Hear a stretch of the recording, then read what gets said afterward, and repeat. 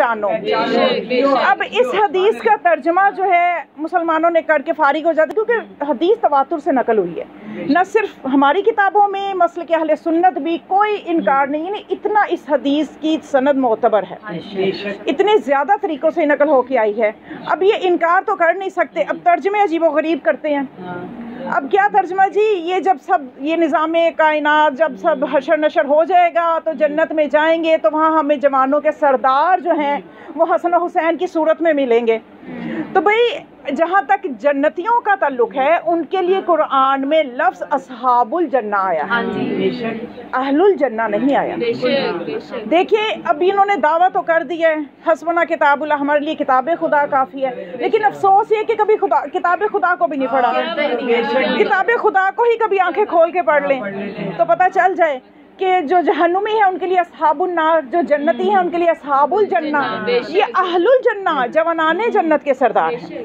تو یہ جنت اہل جنہ کا کیا مطلب ہے کہ دنیا میں جس میں اہلیت ہوگی جنت میں جانے کی، دنیا میں جو دنیا میں ان کو سردار مانے گا وہی اصحاب الجنہ ہوگا، جو اہل الجنہ نہیں ہے وہ اصحاب الجنہ بھی نہیں ہو سکتا، اور جو دنیا میں ان سے بیعت مانگے گا اس میں جنت کی اہلیت ہی نہیں ہے۔ جو ان کی بائت کرے گا تو وہ اہل جنت ہوگا، پھر وہ اصحاب الجنہ بھی بن جائے گا اور ان کی سرداری بھی وہاں پہ ملے گی۔ دنیا میں سرداری، دنیا میں ان کو سردار ماننا ہے، دنیا میں سردار ماننے کی بات ہو رہی ہے۔ اب ہوا یہ کہ فضائل میں بھی آپ دیکھیں کہ مطلب جب حقیقی فضائل جو اللہ نے بیان کیے ہیں ان کا تو کوئی مقابلہ نہیں ہے۔ اب دنیا والے جو ہیں اس کے مقابلے میں حدیثیں گھڑتے رہے۔ پہلا کام تو انہوں نے یہ کیا کہ حدیثیں ہی پوری کی پوری اٹھا کے منسوب اپنوں سے کر دی، بھئی یہ تو ہمارے فلاں کی، یہ ہمارے فلاں کی، یہ ہمارے فلاں کی، تو جتنی مرضی حدیثیں منسوب کرتے رہیں۔ اہل البیت علیہ السلام کے کچھ ایسے مستند فضائل ہیں کہ ان کی جو نقلیں ہیں وہ ساری دھڑی کے دھڑی رہ جائیں گے۔ کے دشمنوں پہ لانا،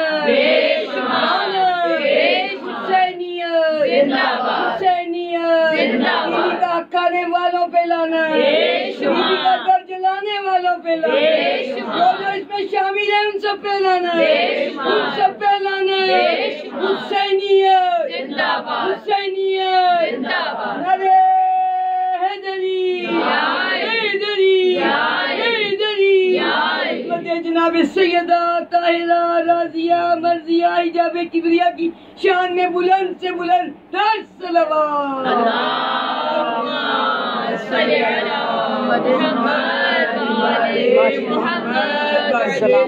سلامت۔ تو اب یہ جو یہاں پہ ہمارے ایک محاورے بہت اردو میں کچھ اتنے وہ مستند ہو گئے، ان کو سمجھا جانے لگا ہے، لیکن میں سمجھتی ہوں کہ وہ ایک محاورہ ہے، وہ محاورہ ہی غلط ہے۔ اب محاورہ اب ہوا یہ کہ جب آپ نے فرمایا کہ میرے یہ دونوں نواسے، میرے یہ فرزند جوانان جنت کے سردار ہیں، اب بعض اوقات تو حدیث ہی لے لی اور بعض اوقات اس جیسی حدیث بنانے کی کوشش کی گئی، اور اب کہتے ہیں نا نقل کے لیے بھی عقل کی ضرورت ہے، تو میں کہتی ہوں محاورہ غلط ہے۔ عقل ہو تو بندہ نقل کرے ہی نہ، نقل کرے کیوں؟ جب عقل ہے تو اپنے اندر وہ صلاحیتیں پیدا کرے، یا جو قابل تقلید ہیں جن کو اللہ نے منوایا ہے ان کو مان لے۔ تو اب بہرحال میں تو سمجھ نہیں سکتی کہ محاورہ درست ہے۔ نقل کے لیے عقل، جی عقل ہو تو نقل ہی نہ کرو۔ اب کیا نقل کی گئی؟ فلاں فلاں جو ہے کہولا اہل الجنہ، وہ جنت کے بوڑھوں کے سردار ہیں۔ اب جنت میں ماشاءاللہ سمجھدار ہیں۔ اب دیکھیے یہ اس فرش عزا کا صدقہ ہے کہ یہاں پہ آدھی بات کی جائے آپ پوری سمجھ لیتے ہیں، اس لیے کہ آپ وابستہ ان ہستیوں سے ہیں جو راز سے خون فی علم ہے، جو علم لدنی کے مالک ہیں، اور جب ایسے در سے وابستہ ہوں گے تو اس گھر کے بچے بھی ایسے ہوں گے، اشاروں میں بھی بات کی جائے ممبر سے تو آپ پوری بات سمجھ لیتے ہیں۔ یہ اس چیز کی دلیل ہے کہ ہمارے شعور کا ان کے شعور سے تعلق ہے۔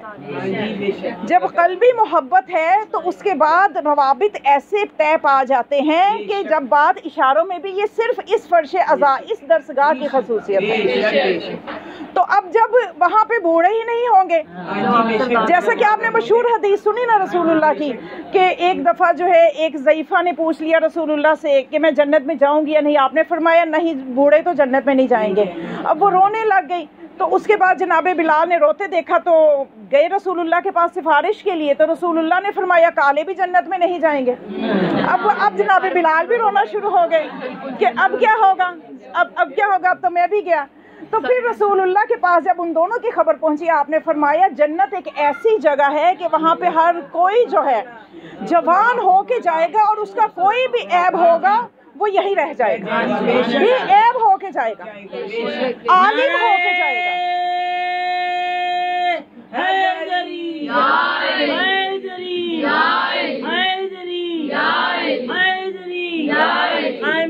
محمد بلند تر صلوات،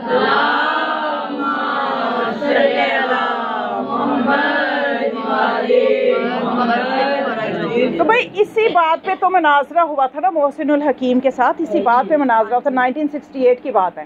تو وہ جو عبداللہ بن باز جو کہ دوسرے مسلک کا بہت بڑا وہ مانا جاتا تھا، وہ آنکھوں سے اندھا تھا اور چل بھی نہیں سکتا تھا، اور شاہ فیصل کا زمانہ تھا، پتہ چلا کہ اتنے بڑے فقیہ اہل تشیع کی طرف سے اس دفعہ حج کے لیے آئے ہیں، انہوں نے کہا کیوں نہ کوئی مناظرہ ارینج کیا جائے۔ تو جب مناظرہ رکھا گیا تو عبداللہ بن باز جو تھا اس کو بھی بلایا گیا، جو لیڈ کر رہا تھا اپنے فرقے کو، تو اس نے کہا جی کس سے مناظرہ ہے؟ بتایا گیا محسن الحکیم اہل تشیع کے بہت بڑے مرجع، کہنے لگے ان سے تو مجھے بات ہی نہیں کرنی۔ کیوں بات نہیں کرنی؟ اس لیے کہ یہ قرآن میں تعویل کرتے ہیں۔ تو محسن الحکیم نے کہا کہ بھائی قرآن میں تعویل ہم اگر کرتے بھی ہیں تو معصومین کی بتائی ہوئی تعویلات کے مطابق کرتے ہیں، ہم اپنے سے تعویل نہیں کرتے۔ ہمارا عقیدہ ہے کہ ہر زمانے میں وارث قرآن موجود ہے، ہر زمانے میں قرآن کا معلم موجود ہے، تو اس لیے ہم اگر تعویل جو کرتے ہیں ہمیں وہ تعویلات جو معصومین نے بتائی ہیں، ہم اپنے سے تعویل نہیں کرتے۔ تو وہ کہنے لگا کہ نہیں قرآن کی تو تعویل ہو ہی نہیں سکتی، قرآن میں تعویل کرنا جائز ہی نہیں ہے۔ تو بھئی جب تعویل نہیں یہ لوگ کرتے تو تبھی کیا کرتے ہیں کہ جہاں پہ بھی خدا کی طاقت کے اظہار کا وقت آتا ہے، کوئی آیات آتی ہیں تو یہ اللہ کا جسم بنا دیتے ہیں، جسم بنا دیتے ہیں، وہ کرسی پہ بیٹھے گا، کرسی کرے گی۔ تو بھئی جب اس در سے تو ہی سمجھو گے تو ایسی ہی سمجھ میں آئے گی۔ تو اب جب انہوں نے کہا تعویل کے بغیر، میں آپ کے سامنے ایک آیت پڑھتا ہوں، محسن الحکیم نے کہا میں آیت پڑھتا ہوں، بغیر تعویل کے لیے اس کا ترجمہ کیجئے۔ اب آیت انہوں نے پڑھی، من کان فی ھذہ اعمى ھو فی الآخرۃ اعمى۔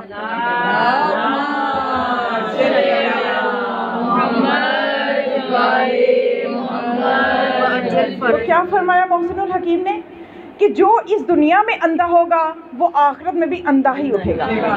اب انہوں نے کہا کہ قرآن میں یہ آیت ہے، بغیر تعویل کے لیے اس کا ترجمہ کریں، جبکہ آپ بھی یہ مانتے ہیں کہ جب جنت میں جائیں گے تو عیب ختم ہوں گے۔ یہ کون ہے جو عیب کے ساتھ محشور ہو رہا ہے؟ جو محشور ہو رہا ہے تو اس کا عیب ابھی بھی باقی ہے۔ تو سوچ میں پڑ گیا، تو مولانا نے فرمایا میں بتاتا ہوں۔ ہمارے چھٹے امام نے اس کی تعویل یہ کی ہے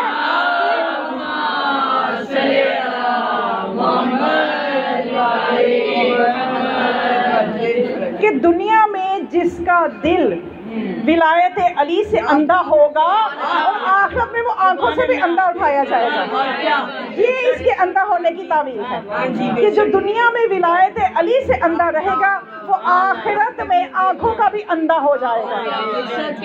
تو یہ چیزیں ہیں کہ جو ہمیں صرف اسی در سے ہمیں وابستہ ہونے کی ضرورت ہے، ساری امت کو وابستہ ہونے کی ضرورت ہے۔ اور وہ وقت آئے گا کہ اب دنیا جھک رہی ہے اس در پہ، اور ایک وقت آئے گا کہ ان سب نے جھکنا اسی در پہ۔ جن کے تو دلوں پہ مہرے ہیں ان کی تو کوئی گارنٹی نہیں ہے، جن کے تو دلوں پہ مہرے ہیں۔ اور دیکھیے ان کو پہچاننا، ان کی معرفت کروانا، یہ مجالس ہم بپا ہی اس لیے کرتے ہیں کہ اہل البیت کو پہچانو، ان کی معرفت حاصل کرو، ضروری ہے ان کی معرفت حاصل کرنا۔ اب دیکھیے اب کئی ہیں جو نبی بنتے رہے، خاتم النبیین کئی بنتے رہے، کئی جھوٹے کہ میں آخری نبی ہوں، اور اب جب نبوت کے بارے میں دیکھا آپ کے سامنے کیا حال کیا انہوں نے ختم نبوت کا، اور اس کے بعد اب یہ امام بننا شروع ہو گئے۔ کئی ہیں جو اب تک امام مہدی بن چکے ہیں، جب تک پہچان نہیں ہوگی، اسی لیے تو بار بار روایات میں آیا ہے کہ اپنے زمانے کے امام کو پہچانو، جو پہچان کے بغیر مر جائے گا وہ جاہلیت کی موت مرے گا۔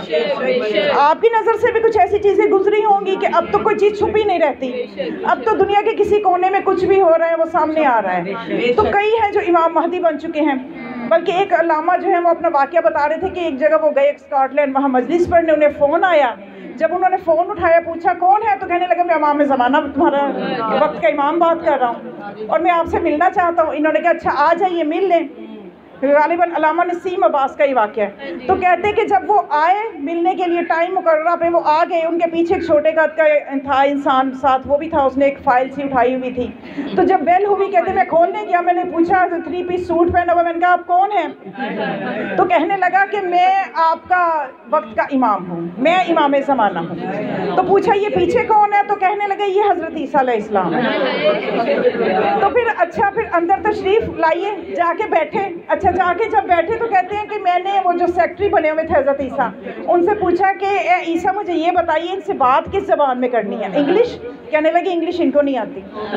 پھر پوچھا اچھا پھر کس میں؟ اردو میں, پنجابی میں؟ نہیں ان کو یہ بھی نہیں آتی. اچھا تو پھر ان کو کون سی زبان آتی؟ ان کو کشمیری آتی ہے. تو کہتے ہیں وہ مجھے نہیں آتی. اب یہ امام ہدایت کیسے کرے؟ اب یہ امام ہدایت کیسے کرے؟ اس لیے تو بتایا جاتا ہے بچوں کے کہ امام برحق کی جو کم از کم پہچان معصومین بتاتے ہیں. امام برحق کی کم از کم پہچان یہ ہے کہ امام کو ہر زمانے کے ہر بندے کی زبان آتی ہے, نہ صرف انسانوں کی زبان بلکہ پرندوں کی زبان, درندوں کی زبان, نباتات کی زبان, ہر بندے بشر کائنات کے ہر بندہ بشر کی زبان آتی ہے. اور اس کے سامنے کھلا ثبوت ہے. آپ دیکھ لیجئے ہمارے چہاردہ معصومین کی زندگیوں کو دیکھ لیجئے کہ ان کے پاس لوگ مختلف پوری دنیا سے آیا کرتے تھے اور انہوں نے کوئی ٹرانسلیٹر رکھے ہوئے تھے, کوئی ترجمان دنیا ثابت کر دے. بڑے فضائل انہوں نے اہل بیت کے اپنے ساتھ منسوب کیے اور بڑی کوشش کی ان کے فضائل کو کم کرنے کی. لیکن کچھ چیزیں ایسی ہیں کہ یہ ایک آپ کو جھوٹی روایت بھی نہیں ملے گی کہ کسی امام کے پاس کوئی آیا اور امام نے فرمایا مجھے تمہاری زبان نہیں آتی. یہ امام برحق کی جو مولا سے پوچھی گئی نا ہمارے چھٹے امام سے, تو یہ کم از کم پہچان ہے کہ امام کو ہر ایک کی زبان آتی ہے. دیکھیے اللہ نے ان کو عالمین کے لیے امام بنایا, کیونکہ جو رسول بھیجا نا اللہ نے وہ عالمین کے لیے بھیجا ہے. اور عالمین کی حد کیا ہے میں اور آپ تو طے ہی نہیں کر سکتے, نہ ہماری عقلوں میں آ سکتی ہے. اب یہ ہماری زمین جو ہے ایک ذرہ ہے اس گلیکسی کا جس کا نام ملکی وے ہے, اور یہ ملکی وے جو کہکشاں ہے گلیکسی ہے یہ دیگر گلیکسیوں سے بہت چھوٹی ہے, اور اس سے بھی بڑی بڑی گلیکسیاں ہیں جن کے تک پہنچنے کے لیے نوری سال کے لاکھوں سال چاہیے. کہاں سمجھ میں آ سکتا ہے عالمین؟ بس اتنا ضرور کہہ سکتے ہیں کہ خدا جہاں فرماتا ہے الحمدللہ رب العالمین کہ میں عالمین کا رب ہوں, جہاں جہاں میری ربوبیت ہے وہاں وہاں میرے محمد مصطفیٰ کی رحمت ہے. اس لیے کہ وما ارسلناک الا رحمۃ للعالمین.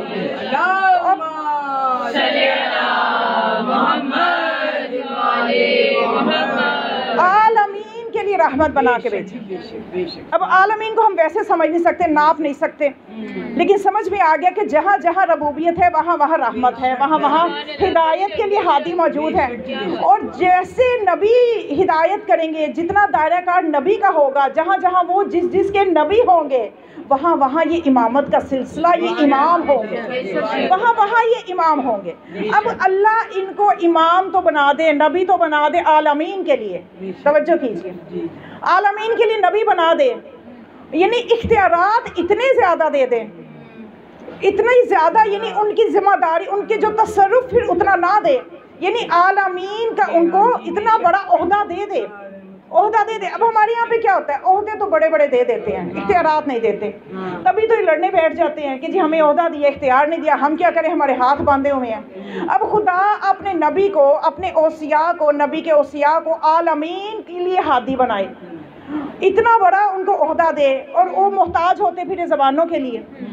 اب وہ جب کسی کی زبان نہیں سمجھیں گے تو اس کی مشکل کیسے حل کریں گے؟ تو ماننا پڑے گا نا کہ جب عہدہ اتنا بڑا دے رہا ہے تو اختیارات بھی تو اتنے دے گا, کہ اسی لیے ان کو جو علم دیا وہ علم اپنے خزانوں سے دیا, علم لدنی دیا. اسی لیے دنیا جتنی مرضی کوششیں کر لے, ایک جھوٹی روایت دکھا دے ہمارے 14 کے بارے میں کہ ان سے اگر کسی نے کوئی مسئلہ پوچھا تو انہوں نے کہا ٹھہرو ذرا میں مطالعہ کر کے بتاتا ہوں.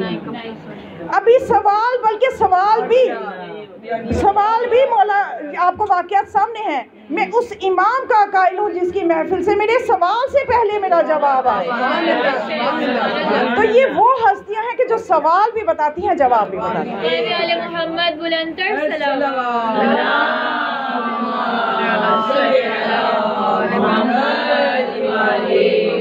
تو سمجھ میں آ رہا ہے کہ اختیارات جو معصومین کو ملے ہیں اور ان کو جو عصمت ملی ہے اور ان کو جو خدا نے نورانی باطنا نورانی بنا کے بھیجا ہے، ان کو جو طہارت عطا کی ہے، یہ سب چیزیں جو ہے یہ ان کے فضائل نہیں ہیں، یہ ضرورت دین ہے کہ ایسے ہادی چاہیے تھے، ایسے ہادی چاہیے تھے.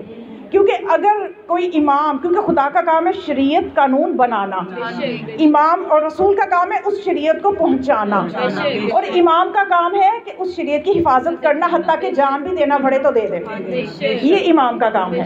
تو اب ضروری ہے نا کہ جو بنانے والا بے عیب ہے تو پہنچانے والا بھی بے عیب ہو، حفاظت کرنے والا بھی بے عیب ہو. تو اب دنیا ان کی جتنی بھی نقلیں کرے، جتنی بھی فضائل ان کے لینے کی کوشش کرے، کہاں سے وہ عصمت لائے گی جس کے یہ مالک ہو سکے، کہاں سے وہ طہارت لائے گی جس کے یہ مالک ہو سکے. تو اسی لیے دیکھ لیا تاریخ نے، خود ان کی اپنی کتابوں نے لکھا. میں تو کہتی ہوں ہماری کتابیں نہ پڑھو، اپنی ہی پڑھ لو، اپنی کتابیں پڑھو. طبقات ابن سعد میں موجود ہے روایت کہ جس نے بھی چاہا کہ ایسا علم کا روب جمائے کہ جو مولا کائنات کا علمی مرتبہ تھا، تو اس سے کیا ذلت کا منہ دیکھنا پڑا. طبقات ابن سعد میں موجود ہے کہ جب خلیفہ ثانی برسر ممبر آئے، برسر تخت آئے، اب خلیفہ بن گئے، تو انہوں نے سوچا کہ علی بھی تو سلونی کا دعویٰ کرتا ہے تو میں بھی کر دیتا ہوں. تو خلیفہ ثانی نے بھی دعویٰ کر دیا، سلونی سلونی قولاً تفقدونی، میرے سے پوچھو جو چاہتے ہو پوچھو، جو چاہتے ہو پوچھو. اب دعویٰ کر بیٹھے، اعلان کر دیا. اب یہودیوں کا ایک گروہ جو کہ علماء پہ مشتمل تھا وہ اکٹھا ہو کے آ گیا، کہ چلو جی چلتے ہیں، دیکھتے ہیں اسلام کیسا علمی مذہب ہے. ان کا رسول تو یہ دعویٰ کرتا گیا کہ میرے نائب ایسے ہوں گے کہ ان سے جو پوچھو گے وہ بتائیں گے. تو چلتے ہیں، جا کے پوچھتے ہیں. اب وہ کچھ سوالات تیار کر کے لے آئے. آ کے ابھی پہلا سوال آگے رکھا کہ اے جانشین رسول ہمیں بتائیے کہ آسمان جو ہے اس کا تالا کیا ہے. اب آسمان پہ کوئی دروازہ نظر آئے تو تالا بتائیں. معذرت کر لی، کوئی اور سوال پوچھ لو. اب پھر پوچھا کہ اچھا یہ بتائیے کہ اس تالے کی چابی کیا ہے. اب پریشان ہے، تالا تو بتایا نہیں، چابی کیسے بتاؤں. تالا سمجھ میں آئے گا تو چابی سمجھ میں آئے گی. تو اب یہ کہ پریشان ہے، تو فی الحال پھر یہی سوچا، یہی ارادہ کیا کہ بہتر یہی ہے، عقل کا فیصلہ یہی ہے کہ اپنی جہالت کا اعتراف کرتے ہیں. اب کہنے لگے کہ بھائی مجھے تمہارے سوالوں کے جواب نہیں آتے. تو وہ جو تھے گروہ جو تھا وہ آیا. ہم اسی لیے تو 1400 سال سے رو رہے ہیں اسی بات کو کہ جو حقیقی وارثان تھے ان کو اگر تخت دیا ہوتا تو یہ مسائل نہ آتے. اب وہ باتیں کرتے ہوئے جا رہے ہیں کہ اسلام کیسا علمی مذہب ہے، یہ چند سوالوں کے جواب تو آئے نہیں ہیں. تو اب یہ باتیں جو کرنے لگے تو وہ جو تھے جناب سلمان وہ سن رہے تھے، اور فوراً سے انہوں نے دق الباب کیا جناب ام المؤمنین کے گھر کا، اور جا کے دروازہ جب دق الباب کیا تو اندر سے آواز آئی من علی الباب، دروازے پہ کون ہے. تو بتایا کہ دربار کے حالات بڑے خراب ہیں، اسلام پہ جو ہے لوگ انگلیاں اٹھا رہے ہیں، باتیں کر رہے ہیں، تو مولا کائنات کو بھیجیے. تو انہوں نے بتایا کہ وہ تو گئے ہوئے ہیں اپنے یہودی کے کھیتوں میں کام کے لیے گئے ہوئے ہیں. تو جب یہ سلمان دوڑتے ہوئے گئے کہ جا کے میں مولا کو بلا کے لاؤں، مولا نے دور سے ہی پوچھ لیا کہ سلمان جس طرح آ رہا ہے نا، یہ کوئی پریشانی والی بات ہے. دور سے ہی پوچھ لیا. تو پھر سلمان نے کہا کہ مولا خیر نہیں ہے، جلدی دربار چلیے، اس سے پہلے کہ اسلام کی عزت پہ آنچ آئے آپ دربار چلیے. مولا نے اسی وقت اپنا بیلچہ اٹھایا اور دربار آ گئے. جب دربار آئے خلیفہ ثانی نے مولا کو دیکھا تو اس وقت یہ جملہ فرمایا جو آپ سنتے رہتے ہیں کہ خدا مجھے اس دن کے لیے باقی نہ رکھے کہ جس دن علی نہ ہو. اب جان میں جان آئی، مولا کو گلے سے لگایا اور اپنے پاس بٹھایا، اور اب ان کو واپس بلایا. اس گروہ کو جو جا رہا تھا نا، واپس آؤ. واپس آیا، اس جوان سے پوچھو جو پوچھنا ہے. اب انہوں نے جو پہلے تو حلیہ دیکھا تو دیکھ کے کہنے لگے ہم ان سے کیا پوچھے، کسی مزدور کو لا کے بٹھایا. خلیفہ کو جواب آئے نہیں، مزدور کو کیا آئیں گے. مولا نے فرمایا میرا اور اپنا وقت ضائع نہ کرو، سوال پوچھو جواب لو. انہوں نے کہا اچھا چلے بتائیے آسمان کا تالا کیا ہے. فرمایا شرک. شرک سے دعاؤں کی قبولیت کے راستے بند ہو جاتے ہیں، تالا ہے. اب پھر پوچھا اچھا اس کی چابی کیا ہے. فرمایا کلمہ توحید، لا الہ الا اللہ کہو گے دعائیں عرش تک پہنچیں گی. پھر پوچھنے لگے کہ اس دنیا میں کون سے ایسے جانور ہیں جو بغیر ماں باپ کے آئے. تو فرمانے لگے ذرا دیکھا خلیفہ ثانی کی طرف کہ حسبنا کتاب اللہ کا دعویٰ تو کر دیا، اس کا تو جواب قرآن میں موجود ہے، تو کیا کتاب خدا کافی تھی تو جواب دے دیا ہوتا؟ کتاب خدا بھی تب کافی ہے کیونکہ خدا کی کتاب کیا کہہ رہی ہے؟ سورہ بقرہ میں شروع میں فرما دیا ذالک الکتاب لا ریب فیہ ھدی للمتقین، یہ متقین کی ہدایت کرے گی۔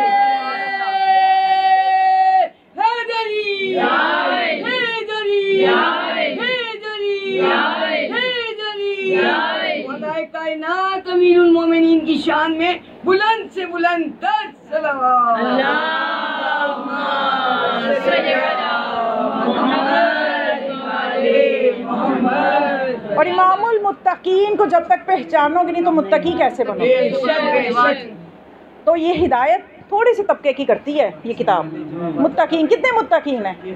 آج کون ہے جو دعویٰ کس کے لیے ہم کر سکتے ہیں؟ ہمیشہ چند لوگ ایسے نظر آئیں اپنے میں کہ جو ہم کہہ سکیں، انگلیوں پہ گنے جا سکتے ہیں۔ تو یہ کتاب تو ہادی ہے صرف متقین کے لیے۔ تو اب یہ پریشان کہ بھئی اب جواب اس کا، مولا نے فرمایا کہ اس کا جواب بھی تو کتاب سے دے سکتے تھے۔ پھر مولا نے فرمایا سنو کہ وہ جو اونٹنی تھی صالح کی جو پہاڑ سے نکلی، وہ بغیر ماں باپ کے دنیا میں آئی، اور وہ جو اژدہا تھا موسیٰ اس کو جب اپنے عصا کو مارتے تھے اژدہا بنتا تھا، وہ بھی بغیر ماں باپ کے آیا۔ اسماعیل کے لیے جو دمبا آیا وہ بھی بغیر ماں باپ کے آیا۔ پھر پوچھنے لگا کہ اچھا آپ اگر ہمارے ان سوالوں کے جواب دے دیں گے تو ہم آپ کا کلمہ پڑھ لیں گے۔ تو اب شروع میں تو نے تھا کہ یہ مزدور ہے، کیا جواب دے گا؟ کلمہ اسی کو ہمارا پڑھنا پڑے گا، ہم کہاں پڑھیں گے، ہمیں تو نوبت ہی نہیں آئے گی۔ لیکن وہ نوبت آ گئی، اب یہ پریشان کہ یہ تو ہمیں اپنی طرف کھینچ رہا ہے۔ اب انہوں نے کہا کہ وہ کون سا ایسا تبلیغ کرنے والا ہے کہ جو نہ جنوں میں سے ہے نہ انس میں سے ہے؟ تو آپ نے فرمایا کہ وہ چونٹی ہے کہ جس نے تبلیغ کی تھی چونٹیوں کو کہ تم اپنے بلوں میں چلی جاؤ، ایسا نہ ہو کہ سلیمان کا لشکر تمہیں روند ڈالے۔ تو آپ نے فرمایا نہ وہ جنوں میں سے ہے نہ انس میں سے ہے۔ پھر کہنے لگا اچھا اے جوان، اگر وہ کہنے لگے اس سوال کا جواب دیا تو ہم نے آپ کا کلمہ پڑھ لینا۔ اچھا وہ کیا سوال ہے؟ سوال یہ ہے کہ آپ بتائیے کہ جو موسیٰ تھے ان کا جو عصا تھا وہ اژدہا بن جاتا تھا، یہ کیسے ہو جاتا تھا؟ آپ نے اپنا بیلچہ اتارا، زمین پہ مارا، وہ اژدہا بن گیا۔ جب اژدہا بن گیا تو سب بھاگ گئے، دوڑیں لگا دی۔ آپ نے فرمایا کہ میں معصوم ہوں، معصوم کے ہوتے سانپوں سے نہیں ڈرا جاتا۔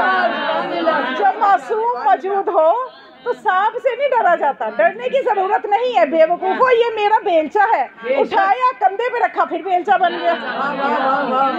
اب کہنے لگا کہ اچھا بس ایک سوال کا جواب بتائیے اور کلمہ پڑھوائیے۔ ہاں جی کیا سوال ہے؟ سوال یہ ہے کہ جب ابراہیم کے لیے آگ گلزار ہوئی تھی تو ان کے لیے اس طرح کی گلزار ہوئی کہ خدا نے آگ کو یہ حکم دیا کونو بردم و سلاما، کہ نہ تو زیادہ سرد ہونا نہ زیادہ گرم ہونا۔ تو اب جب ابراہیم وہاں پہ آرام آگ میں فرما رہے تھے، ان کے دائیں طرف ایک نوجوان تھا نورانی چہرے والا، وہ کون تھا؟ تو مولا نے اپنے سینے پہ ہاتھ مارا، انا علی ابن ابی طالب۔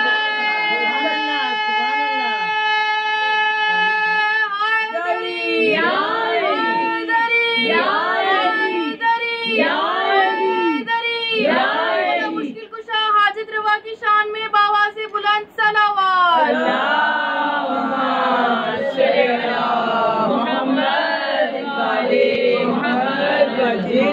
تو یہ چیز ہے کہ یہ جو علم ہے یہ ان ہستیوں نے دنیا میں آ کے کسب نہیں کیا کہ آج دنیا سلونی کا دعویٰ کر دے۔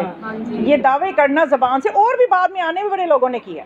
مولا کے بعد بھی خلیفہ ثانی کی مثال، ان کے بعد ان کے نقش قدم پہ چلنے والے بہت سے لوگ ہیں کہ جن کی یہ خواہش رہی کہ کبھی ہمارا بھی علمی ڈنکا بجے، کبھی ہمارے بھی علم کی شہرت ہو کہ ہم بھی بڑا علم رکھتے ہیں۔ لیکن افسوس کہ وہ علم، کیونکہ جو معصومین کا علم ہے وہ خدا کی طرف سے ان ہستیوں کو جو علم لدنی ملا ہے، اب دنیا جو ہے وہ اپنی محدود سی معرفت کے ساتھ ان ہستیوں کو دیکھتی رہی۔ ان کو یعنی دیکھیے افسوس کی بات یہ ہے کہ دوسرے لوگوں نے، دوسرے قوموں نے کیا کیا، انہوں نے اپنے نبیوں کو اتنا بڑھایا، یہ عیسائیوں نے اپنے نبی کو بڑھا کے خدا بنا دیا، اور ہماری نبی کی امت نے کیا کیا کہ اتنا کم کر کے اپنے جیسا بنا لیا۔ یعنی اب یہ دیکھا انہوں نے کہ جب نبی کا علم ایسا، نبی کا اخلاق ایسا، نبی کا کردار ایسا، اب ہم تو نبی جیسے ہو نہیں سکتے، تو یہی کہہ دو نبی ہم جیسا، کام آسان ہو جائے گا۔ تو بھائی اس لیے تم لوگ کہتے رہے کہ نبی پڑھا لکھا نہیں ہے، کہ تمہیں کبھی نظر نہیں آیا کہ انہوں نے کبھی کسی کے آگے زانوئے تلمذ طے کیے ہوں، کبھی کسی کی شاگردی اختیار کی ہو۔ تاریخ سے ثابت کریں کہ ہمارے 14 معصومین جو ہیں ان کا کوئی استاد ہو، تاریخ سے ثابت کریں۔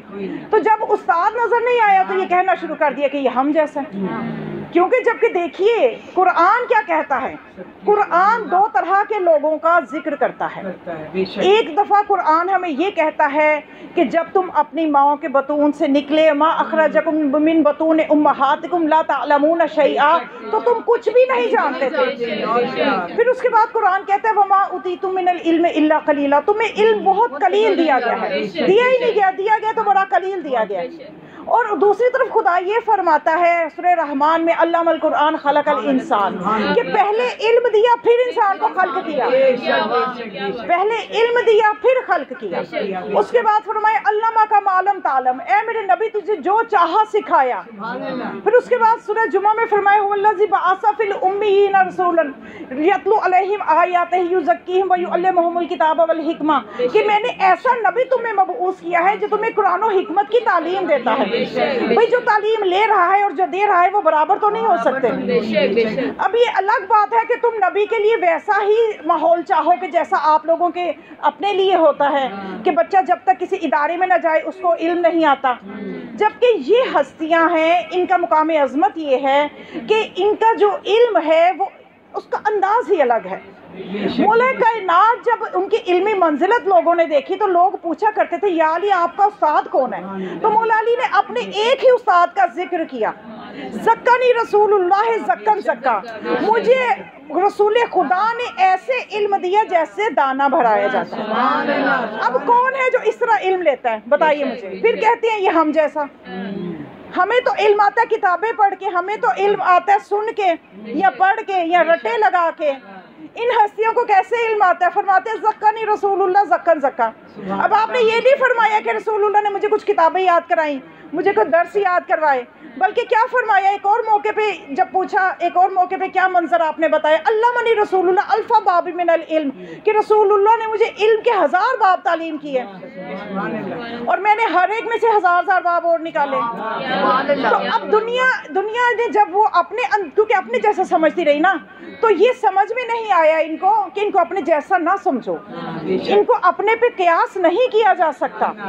اب آج آپ دیکھیے کہ اب تو آج کے دور میں یہ چیزیں سمجھنا اتنی مشکل نہیں ہے کہ آج کے دور میں آپ دیکھیے کہ یہ جو آپ ایک سی ڈی سے دوسری سی ڈی یا ایک موبائل سے دوسرے موبائل میں 2 3 4 گھنٹے کی بھی ویڈیو ہو، ریکارڈنگ ہو، چند سیکنڈ میں منتقل ہو جاتی ہے آج، کیونکہ یہ دنیاوی نور کی طاقت ہے۔ اور یہ وہ ہستیاں ہیں جو باطناً نورانی ہیں، یہ ہمارے جیسے طریقوں کی محتاج نہیں ہے، یہ ایک دوسرے کو جو علم سپرد کرتی ہے 1000 باب چند لمحوں میں۔ تو جب دنیاوی نور، یہ بجلی کے نور ہی کی ایک معمولی قسم ہے، جب اس کی یہ صلاحیت ہو سکتی ہے کہ چند لمحوں میں اتنا علم منتقل ہو جائے، تو جو نور خدا سے خلق ہوئے ہوں گے، نور محمد و آل محمد بلند تر صلوات،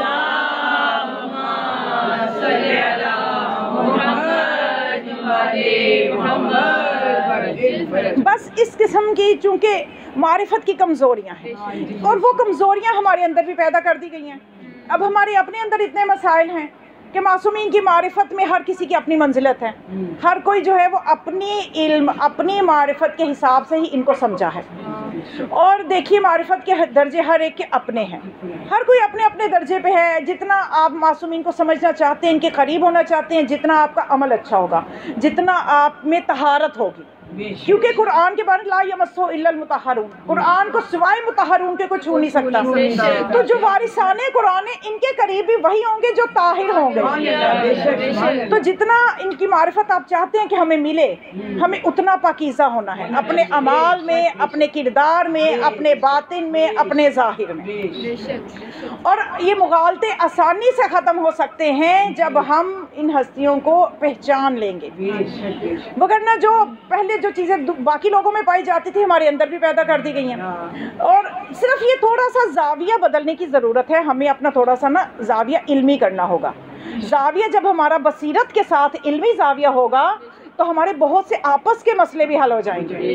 جیسے کہ آپ دیکھیے دمعۃ الثاقبہ میں اور اس میں بہار سے روایت کی ہے, اور کس سے روایت کی ہے؟ ابو ذر غفاری سے. ابو ذر غفاری کون ہے کہ جن کے بارے میں ہر مسلمان نے روایت کی ہے کہ ابو ذر غفاری وہ ہے کہ جس کے بارے میں رسول اللہ یہ فرما چکے ہیں کہ اس زمین اور آسمان نے ابو ذر سے سچا کسی کو نہیں دیکھا. ابو ذر غفاری یہ روایت کر رہے ہیں. کیا روایت کر رہے ہیں؟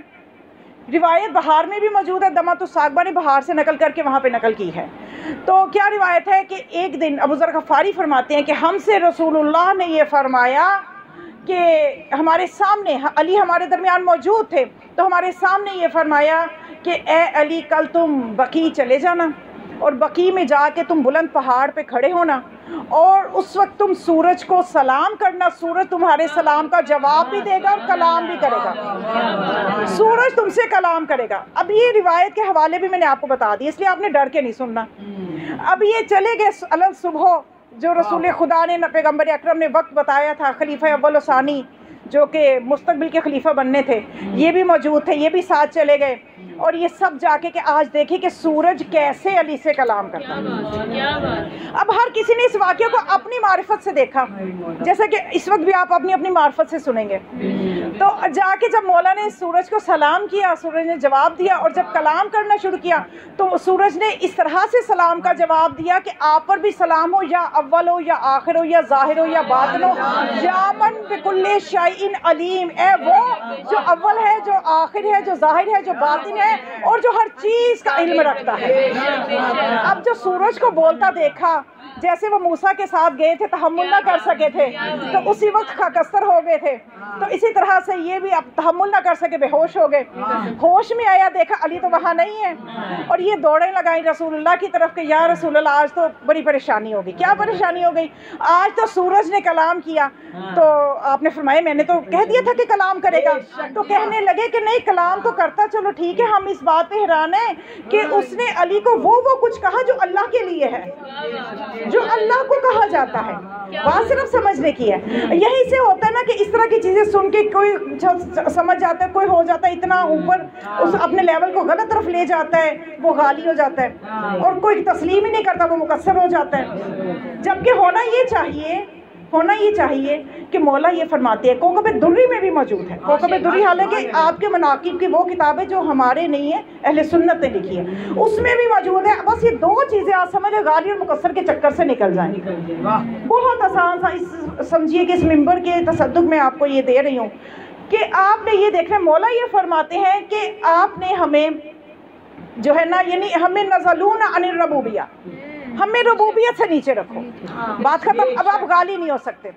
پھر فرمائے وَدْفَعُوا عَنَّا خُطُوَاتِ الْإِنسَانِیَّہ, آپ کے جو انسانی معارض ہیں ان کو بھی ہم سے دور رکھو, ہم تم جیسے بھی نہیں ہیں. ہمیں وہ جو چیزیں تمہیں عارض ہوتی ہیں ان سے ہمیں دور رکھو, ہم تم جیسے بھی نہیں ہیں, اور ہمیں رب بھی نہ سمجھو, ہم اس سے نیچے ہیں. اس کے بعد تم ہمارے فضائل کے لیے جتنا مرضی بیان کرو, تم ہمارے فضائل کو پہنچ ہی نہیں سکتے, اس لیے کہ ہم اللہ کا راز ہیں. ہم اللہ کا راز ہیں. اللہ کے راز کو کون سمجھ سکتا ہے؟ کوئی نہیں سمجھ سکتا اللہ کے راز کو. تو بس یہ دو چیزیں, اور دوسری ایک اور چیز ساتھ اگر آپ ذہن میں رکھ لیں تو ان چکروں سے آپ نکل آئیں گے. کھائے میں غلو تو نہیں کر رہی, اوہو میں مقصر تو نہیں ہو گئی, یہ ہر وقت کا جو وبال جان.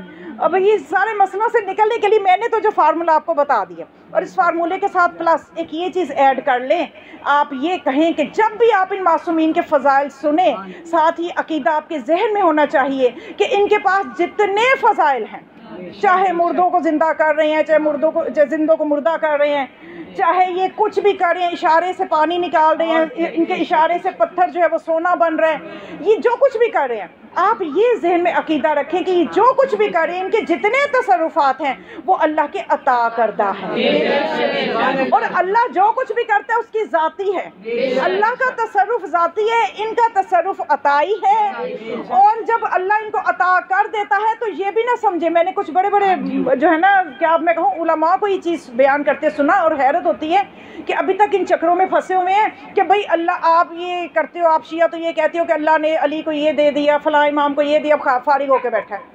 بھئی اللہ کے خزانوں کی یہ معرفت ہے کہ اللہ کسی کو دے گا تو خزانے خالی ہو جائیں گے؟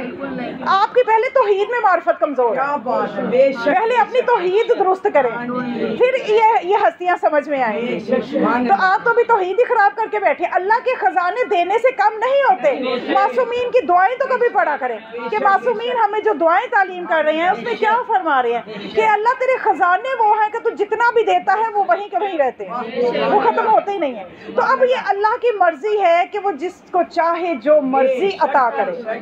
تو اب میرا خیال ہے کہ اس فارمولے کے بعد آپ فضائل آل محمد جی بھر کے سنا کریں اور جی بھر کے بیان کیا کریں، بس یہ چیزیں مد نظر ہونی چاہیے۔ تو اب جو رسول خدا کے پاس دوڑیں لگائی انہوں نے کہ یا رسول اللہ کہہ دیا، علی کو اول کہہ دیا، اول تو اللہ ہے، علی کو اول کہہ دیا، تو آپ نے فرمایا غلط کیا کہا سورج نے؟ علی ہی تو اول المؤمنین ہے، علی ہی تو پہلا مومن ہے۔ یا رسول اللہ آخر کہہ دیا، آخر تو صرف اللہ ہے، اللہ قرآن میں اپنے لیے آخر کا کہہ رہا ہے کہ اللہ هو الاول والآخر، سورہ حشر میں آپ نے سنا ہوگا، پڑھا ہوگا۔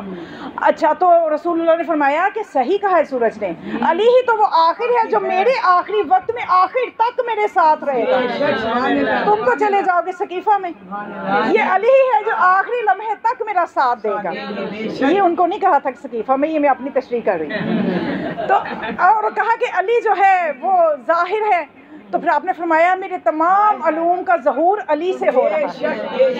پھر کہنے لگے علی کو باطن کہہ دیا، ہاں تو میرے تمام رازوں کا باطن علی ہے۔ پھر سورج نے علی کو کہا بکل شیء علیم، تو آپ نے فرمایا صحیح تو کہا، خدا کہ علی وہ ہے کہ ما کانا و ما یکون الی یوم القیامہ، جو ہو چکا جو ہونا ہے سب کا علم علی کے پاس ہے۔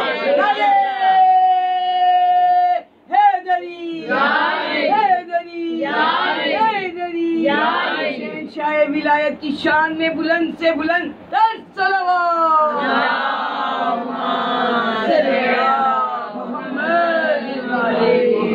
تو یہ جناب سرور کائنات پیغمبر اکرم کی یہ وہ پاک آل ہے، یہ وہ پاک عطرت ہے، یہ وہ ذریت ہے کہ جن کے مقام عظمت کو جھٹلایا نہیں جا سکتا۔ اور جو رسول خدا کے بس اب زیادہ وقت نہیں لینا، میں نے ٹائم دیکھ لیا، اب بس مسائل کی منزل کی طرف آنا ہے۔ بس تھوڑا سا میں یہ بیان کر دوں کہ جو خدا نے اپنے نبی کو فضائل دیے، جو اپنے نبی کو تصرفات دیے، نبی کی ان تمام مقام عظمت میں ان کی آل بھی شریک ہے، ان کی آل بھی شریک ہے، باقی 13 معصوم ان فضائل میں نبی کے ساتھ شریک ہے۔ اگر خدا نے اپنے نبی کے لیے اپنی محبت کو اپنے نبی کی اطاعت میں قرار دیا کہ خدا اگر یہ فرماتے کل ان کنتم تحبون اللہ فاتبعونی یحببکم اللہ، کہ اے نبی ان سے کہہ دو کہ اگر یہ مجھے اللہ کی محبت کو دیکھنا چاہتے ہو تو تیری اتباع کریں، تو وہاں خدا نے آل نبی کے لیے بھی قل لا اسألکم علیہ اجرا الا المودۃ فی القربى، ان کی آل کی مودت کو مانگ لیا۔ اور جہاں اپنے نبی کو طٰہٰ وما انزلنا علیک القرآن لتشقیٰ، اے پاک و طاہر کہہ کے پکارا، تو ان کی آل کے لیے انما یرید اللہ لیذھب عنکم الرجس اہل البیت ویطہرکم تطہیرا، تصدیق کر کے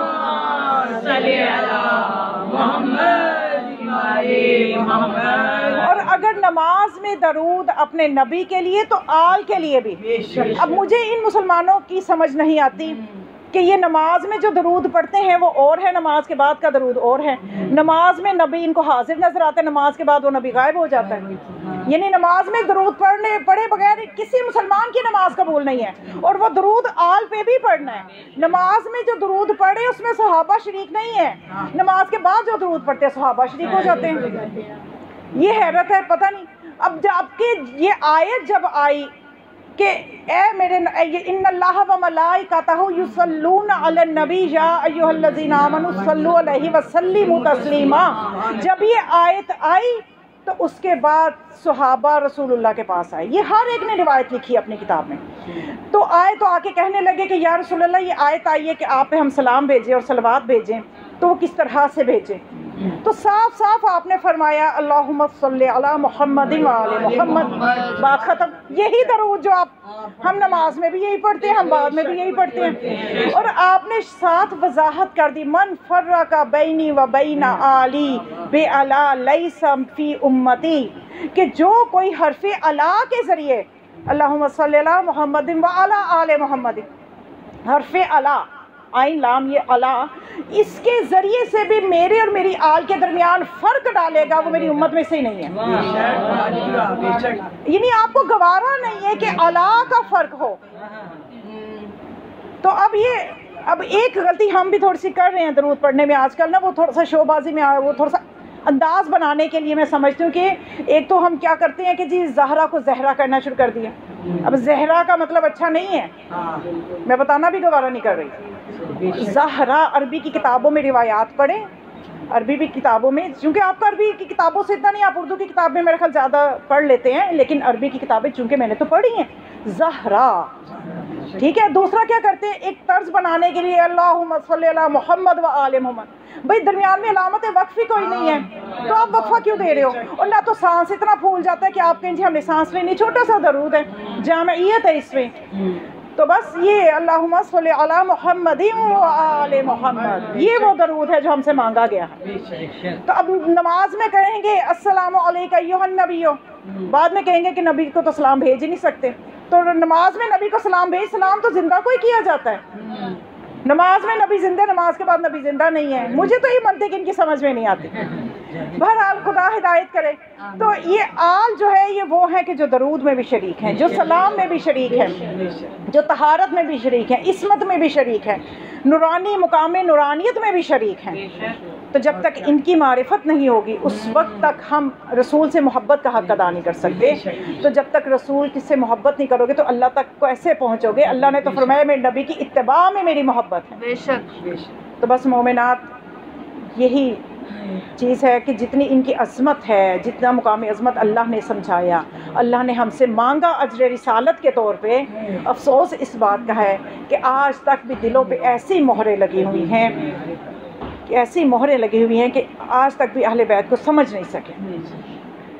تو یہ وہ حسد ہے جو اور بغض ہے ان کے فضائل کی وجہ سے جو دلوں سے جا نہیں رہا, اور اسی بغض کی وجہ سے ہی آل علی پر جو ظلم کیے گئے ہیں وہ ظلم بھی ایسے ہیں کہ نہ تاریخ میں کسی نبی کی آل پہ ہوئے اور نہ قیامت تک ہوں گے. ویسے تو آج کل کے ایام آپ جانتی ہیں کہ یہ وہ ایام ہیں کہ اہل بیت علیہم السلام مدینہ آ چکے ہیں, لیکن گھر والوں کی یہ خواہش تھی کہ جناب علی اکبر علیہ السلام کے مسائل پڑھے جائیں. تو واقعی مومنات اصل میں نہ کچھ شہادتیں ایسی ہیں کہ ان پہ جتنا رویا جائے دل کرتے یہ پھر سنیں, ان پہ پھر گریا کریں.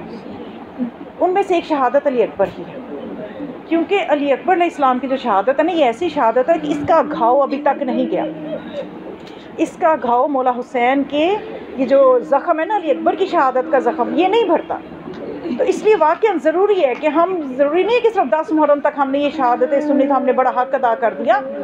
ہم تو حق ادا کر ہی نہیں سکتے غم حسین میں رونے کا. ابو بصیر سے روایت ہے چھٹے امام کے, ابو بصیر کہتے میں گیا کنتو جالسن اندہ ابی عبداللہ, میں چھٹے امام کے پاس موجود تھا کہ ایک بچہ جو تھا وہ وہاں امام کے پاس آیا. امام نے اس کے بوسے لیے, پیار کیا اور گریا شروع کیا. میں نے وجہ پوچھی تو فرمایا کہ میں فرزند رسول, میں حسین کی اولاد کو جب دیکھتا ہوں, کیونکہ مولا کا اپنا بیٹا تھا نا, تو ظاہر ہے کہ حسین کا بیٹا ہے. تو مولا نے کہا کہ جب بھی میں اولاد حسین کو دیکھتا ہوں تو مجھے وہ غم یاد آ جاتے ہیں. پھر مولا نے گریا شروع کیا تو کہنے لگے کہ میں نے دیکھا کہ مولا نے اس کے بعد کچھ روایت مولا نے بیان کرنا شروع کی. مولا نے فرمایا کہ ابو بصیر میں تمہیں بتاؤں کہ میری جدہ زہرا جو ہیں وہ اپنے بیٹے کے غم میں, ان کی اولاد کے غم میں, اپنے بیٹے حسین کے غم میں, جب میری جدہ زہرا فاطمہ زہرا جب روتی ہیں تو بی بی اتنا پردرد روتی ہے, بی بی اتنا پردرد روتی ہے کہ بی بی چیخ کے درد کے ساتھ روتی ہیں, تو جو جہنم کے شعلے ہیں وہ بلند ہو جاتے ہیں. اے ابو بصیر اگر اللہ نے ان پہ خازن مقرر نہ کیے ہوں وہ آگ پوری دنیا کو لپیٹ میں لے لے۔ پھر فرمایا کہ اے ابو بصیر میری جدہ اس درد کے ساتھ روتی ہے کہ سمندر کی موجیں جو ہیں وہ اٹھنا شروع ہوتی ہیں، اگر ان پہ خازن مقرر نہ ہو پوری دنیا ڈوب جائے۔ کون سمجھ سکتا ہے؟ زہرا کے جگر سے پوچھو۔ جناب زہرا کے غم کو ہم کہاں سمجھ سکتے ہیں؟ وہ بی بی، ہم تو مجلس میں کچھ دیر روتے ہیں بیٹھتے ہیں، بی بی پتہ نہیں کہاں کہاں جا کے اپنے بیٹوں کا غم، اپنے بیٹوں کا پرسہ لیتی ہے میری بی بی۔ سیدہ کونین ہمارے آنسوؤں کو اس قابل سمجھ لیں کہ اپنے رومال پہ جگہ دے دیں، تو بی بی سے یہ درخواست کروں گی کہ اے میری بی بی آج اس بچے کا پرسہ دینا ہے، اس جوان کا پرسہ دینا ہے۔ بی بی آپ کی بھی شہادت 18 سال میں، اور آپ کے ساتھ شباہت رکھنے والا شبیہ رسول اس کی بھی عمر 18 سال۔ جوانی میں مومنات جناب علی اکبر کی شہادت وہ شہادت ہے کہ ہمارے معصوم امام کی یہ خواہش ہے کہ جب بھی علی اکبر کی مصیبت پہ رو تو مجھ امام کی خواہش یہ ہے کہ ایسے رو کہ جیسے ماں جوان بیٹے کی لاش پہ روتی۔ علی اکبر کا غم ایسا غم ہے مومنات، یہ تو کوئی دل حسین سے پوچھے۔ روایت بتاتی ہے کہ علی اکبر کو مولا حسین نے اجازت جب مانگنے آئے نا علی اکبر، تو مولا حسین نے جناب قاسم کو اجازت دیتے ہوئے وقت لگایا۔ روایات آپ کے سامنے ہیں کہ کافی دیر جناب قاسم اپنے چچا کے ہاتھوں کے بوسے لیتے، کبھی قدموں کو چومتے کہ مجھے اجازت دے دیں، لیکن کیا وجہ ہے کہ علی اکبر آئے؟ روایت کہتی ہے کہ مولا حسین نے روکنے کو نہیں کہا، رکنے کو نہیں کہا، مولا نے اجازت دے دی، مولا نے اجازت دے دی۔ لیکن ایک چیز علی اکبر کے لیے ایسی نظر آئی مجھے روایات میں، مقتل کی کتابوں میں، کہ کسی کو بھی اجازت دے کے حسین پیچھے نہیں گئے، لیکن علی اکبر کو روانہ کر کے رخصت کر کے حسین پیچھے چلنا شروع ہو گئے، حسین پیچھے چلنا شروع ہو گئے کہ مڑ کے جو علی اکبر نے دیکھا تو کہا بابا آپ تو مجھے اجازت دے چکے، اب آپ پیچھے کیوں آ رہے ہیں؟ تو ایک جواب ایک جملے میں مولا نے فرمایا علی اکبر کبھی تیرا بھی میرے جیسا بیٹا ہوتا اور وہ تجھ سے اجازت لے کے جاتا تو میں اس کا جواب تمہیں تب دے سکتا، اب نہیں دے سکتا۔ مومنات علی اکبر کی شہادت بڑی پردرد شہادت ہے، یہ 18 سالہ جوان کی شہادت ہے۔ آج بھی حرم حسین میں حسین کی زری کے پاس علی اکبر کا نوحہ پڑھنے کی اجازت نہیں ہے۔ کیوں اجازت نہیں ہے؟ اس لیے اجازت نہیں ہے کہ زری سے کانپ اٹھتی ہے۔ ایک شخص تھا نوحہ خان تھا ملا عباس، پیدل سفر کرتا ہوا کربلا سے نجف سے کربلا گیا، شب جمعہ تھی، نوحے کی کاپی کھول کے نوحہ جو نکلا وہ علی اکبر کا تھا، نوحہ پڑھنا شروع کیا، اور جو نوحہ پڑھا تو اس کے ساتھی ایسے روئے اور ایسے گریا ہوا کہ جیسے زری میں سے بھی رونے کی آوازیں آ رہی ہو۔ جب وہ اپنے خیمے میں واپس گیا، اپنے کمرے میں جا کے ابھی لیٹا ہی تھا، دروازہ بجا، سیاہ فام غلام آیا، آ کے کہا اے شخص تو خوش قسمت ہے، اٹھ کے وضو کر لے، مولا حسین ملنے آ رہے ہیں۔